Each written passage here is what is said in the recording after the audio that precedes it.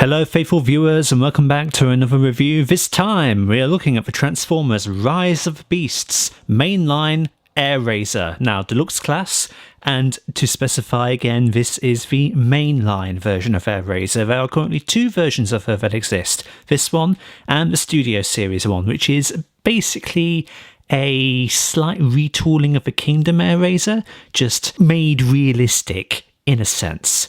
But the Airazor that we've got before us, I don't know if she's primarily based off of concept art or if she's just been made more Beast Wars-ish, but she is not as accurate as her Studio Series sister as to how she will appear in the film.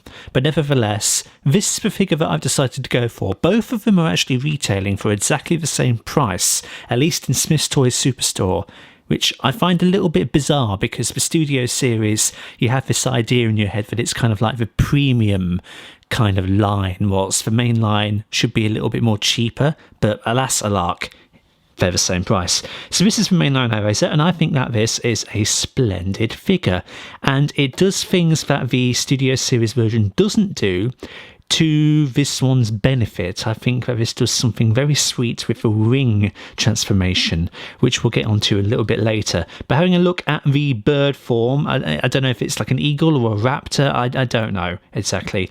But I like this. Again, it's not realistic in the slightest. It is very mechanical. I hesitate to use the word Cybertronian because I'm not sure in this continuity where the Maximals actually come from. I seem to think that it's not going to be Cybertron, but I like this. I like the colour scheme. It's all kind of earthy colours. You've got a mix of browns and yellow, and you have good green optics for Airazor's bird head, and you have a Maximal symbol on the crest of her head. Very hard to pick up on this camera, but to the naked eye you can see it plain as day. A nice yellow Maximal symbol against the gold there. In terms of articulation for the bird mode, there isn't a great deal because of the way that it transforms with the legs becoming the wings. But you do have, I'll just knock that off, we'll come back to that in a second. You have up and down movement there though, so you can get like a good old flap out of her. The back wing feather bit here, that's articulated, and then when it comes to the claws, you know, you've got several points of articulation there, but we'll cover that in robot mode because they are the arms. Now, in bird mode, you're meant to lock the bird head in like that, but if you do want extra articulation, if you just pull it down slightly until it just detaches itself, there we go, and then you have rotation there for the head, so you can get her looking sideways as she flies for just extra posability, and that's all really good. Now, I knocked a blade from the underside of her wing, and she has weapon storage, and it's quite clever weapon storage. She just comes with two of these little hand blades here, which are nicely sculpted. Silver blades with some very nice detailing along the blades themselves, and the yellow handles are also sculpted very nicely. But yeah, we'll just plug in on the other side right there.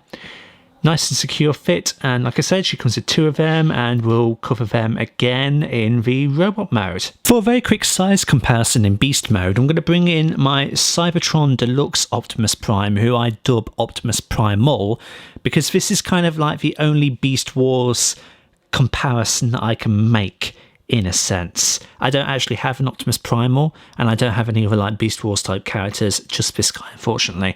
So this is the best of what we've got, but you know, they look alright together. Very different lines, very different eras, very different years between them, but you know, that's not too bad. So let's get down to transformation, and it's the transformation of this figure that sold me on the mainline version of Airazor over the Studio Series version.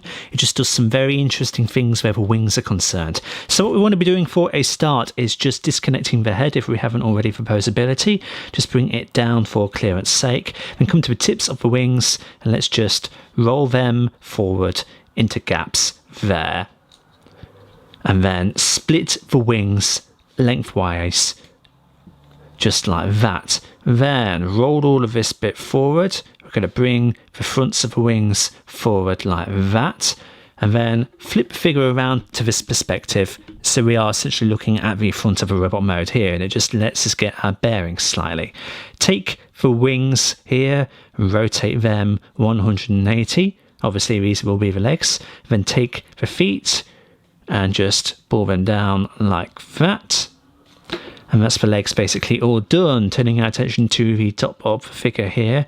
Take the raptor claws and we're just going to be swinging them round and forward. But we may need to just return them up there. We'll see in a little bit, just because getting these bits into the right orientation can be a little bit fiddly.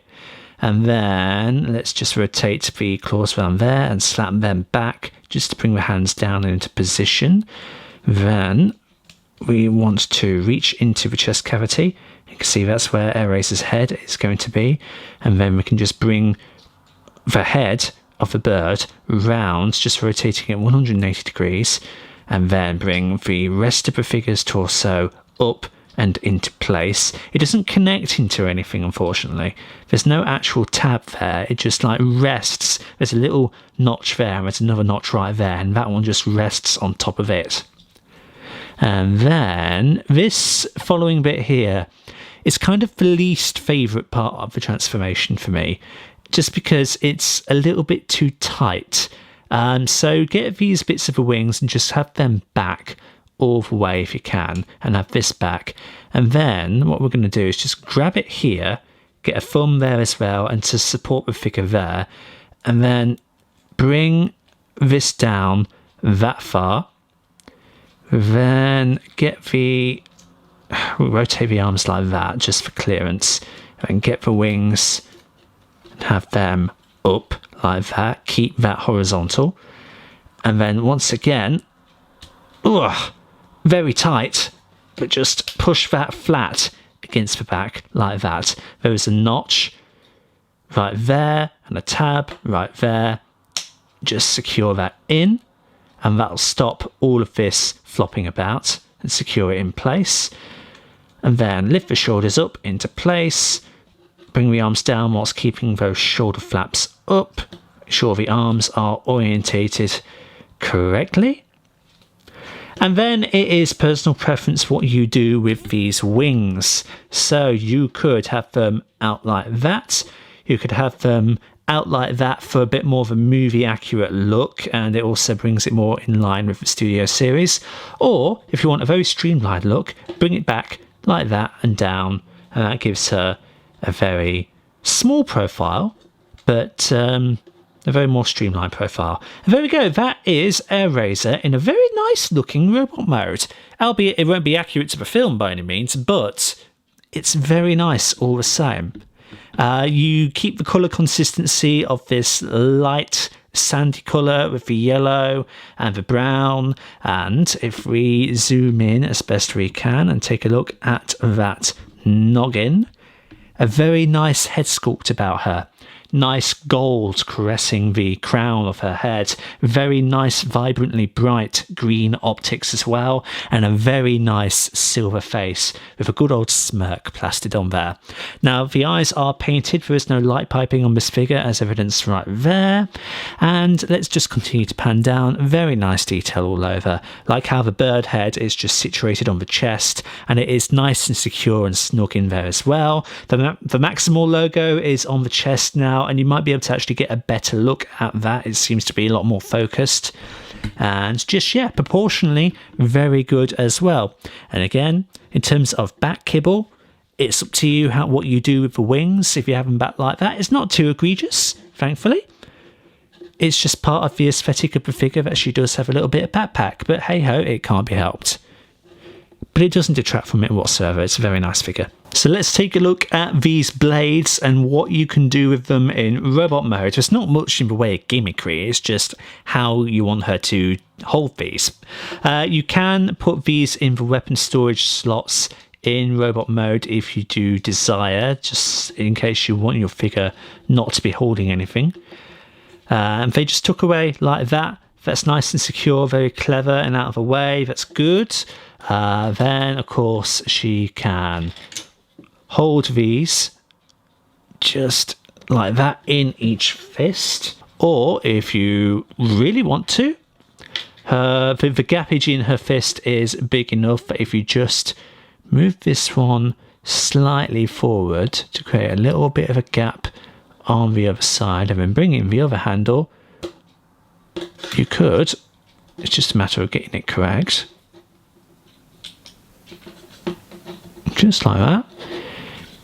Give her like a double-sided Darth Maul-esque blade staff.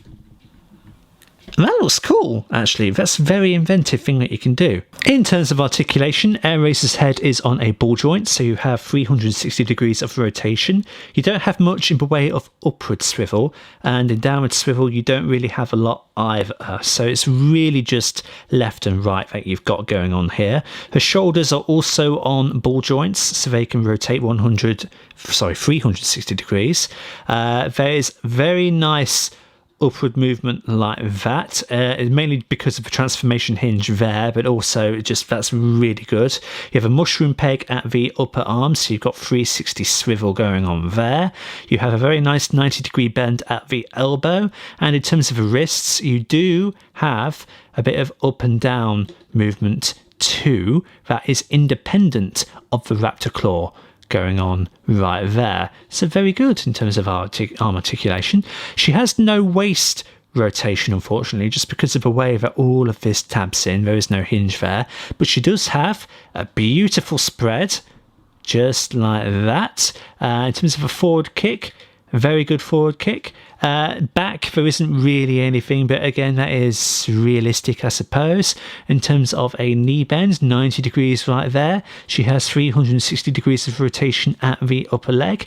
And in terms of the feet, there is up and down pivot like that. It's nothing side to side, but hey, we can let that go. In terms of articulation, the Studio Series is better, but this is still very good for what you get.